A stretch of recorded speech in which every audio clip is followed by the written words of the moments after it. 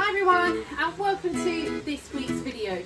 So this week we asked you on Facebook whether you wanted to hear about the goat or the bearded dragon, and it was a really close one. However, our bearded dragon has won, so let's learn all about Blue.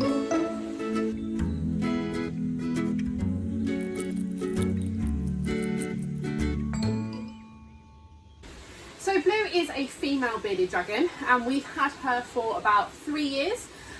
She is named after the velociraptor from Jurassic World, because when we brought her home, she was looking through a little hole in her carry case, and her eye was pressed right against it, and her eye is just so prehistoric looking that we immediately thought of the velociraptor from Jurassic World and thought she had to be called Blue. Now, she lives in her massive enclosure all by herself.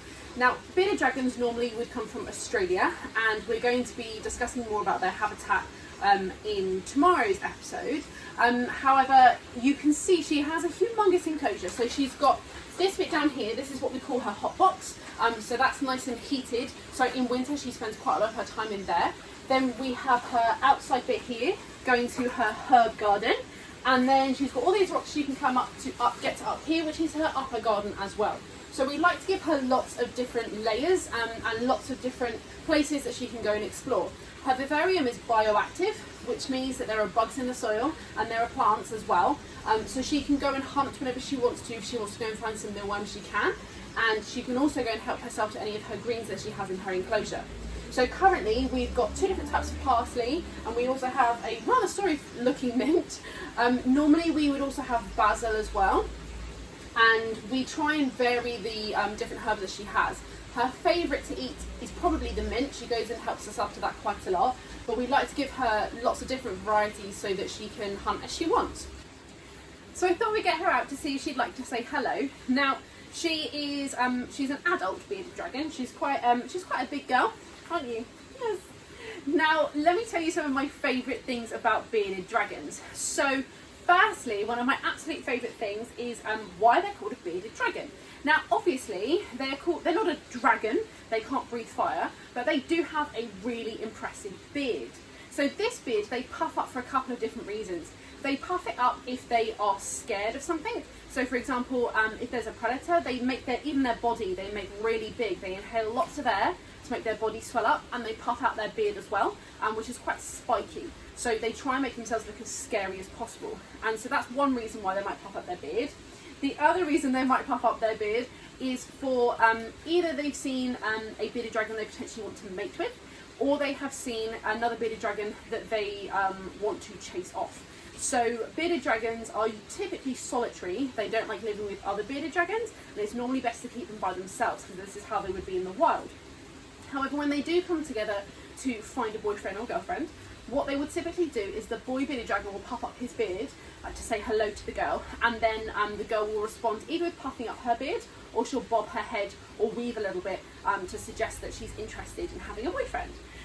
If Blue was to see a bearded dragon that was potentially another female coming in to steal her boyfriend, she would bob her head and weave, and she'd run up and chase the bearded dragon, and they'd do a little dance to try and chase each other off until one of them wins.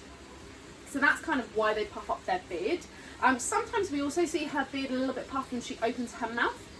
So this is called thermoregulating, and it's basically if she's got too hot, sometimes she opens her mouth to cool off. It's a bit like how a dog might pant. So being a reptile, this does mean that she is cold-blooded. Where are you going, my love? It does mean that she is cold-blooded. So she does rely on a source of heat to stay warm, and obviously in the wild this is the sun's heat. So it's either the sun shining directly onto her, or it might be that she's found a rock that is heated in the sun and she'll go and sit on it. So Blue spends the majority of her day sunbathing. So she's got lots of spots here where she quite likes to sunbathe. She's got this big rock here that she quite likes to sit on. And she also has an external heat lamp here, and she quite likes to sit underneath that as well during the day. In winter time, she's often in her hot box because it's the warmest place, and she'll be under the heat lamp in there. But as I say, most of her day is spent sunbathing. So at the moment in the sunshine, she's really enjoying it. Now with Blue, she typically sits really still for us if she's nice and warm. And at the moment, the sun is just shining through here, and so this is a really hot place for her on my shoulder, which is why she's gone up there to go and have a little sunbathe, haven't you? So with bearded dragons being reptiles, it's particularly dangerous for them at night. If the temperature drops too low, she can get very, very cold and she won't be able to warm herself up. So we try and keep her hot box in particular at about 15 degrees at night time, just to try and keep her nice and warm. And then during the day, her heat sources, her hot spots, are about 30 degrees. She's quite a fan of basking in a really hot light. And then the rest of her enclosure gradiates in heat, so it depends where she is in the enclosure as to how hot or cold it is. So this bit here, the sun garden, gets quite a lot of sun, so that's quite nice and warm, which is also why our basil's died, hasn't it? Yeah. So another really cool thing about bearded dragons is that they can change their colouring slightly. So being a reptile, obviously they shed their skin, and with every shed of skin we get a slightly different coloration to her natural colours. Nothing too drastic, though she'll still stay within her tone, so she's quite like a dark browny grey colour. And she will always stay within those tones, but we get slightly different colourings depending on each shed that she does.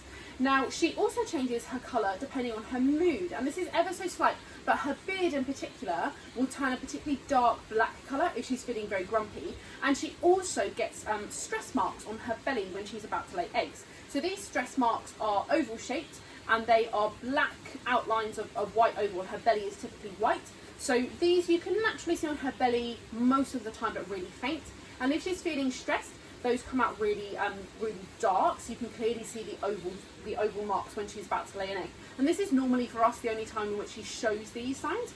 She's a very healthy bearded dragon. She hasn't had any health problems, so luckily she hasn't had to show us her stress signs for being unwell. But she does, just before she's about to lay her eggs, these stress marks come up, which is a really good way of us knowing when she's due to lay her eggs. So bearded dragons come from Australia. There are about 7 subspecies of bearded dragons, and we think, given Blue's markings, that she is probably a Central Australian bearded dragon. So she's quite a big bearded dragon. You can get pygmy bearded dragons, or quite small bearded dragons. She's quite a big girl, and because of the coloration of her, that's why we think she's probably at some point in her ancestry been part of a central bearded dragon.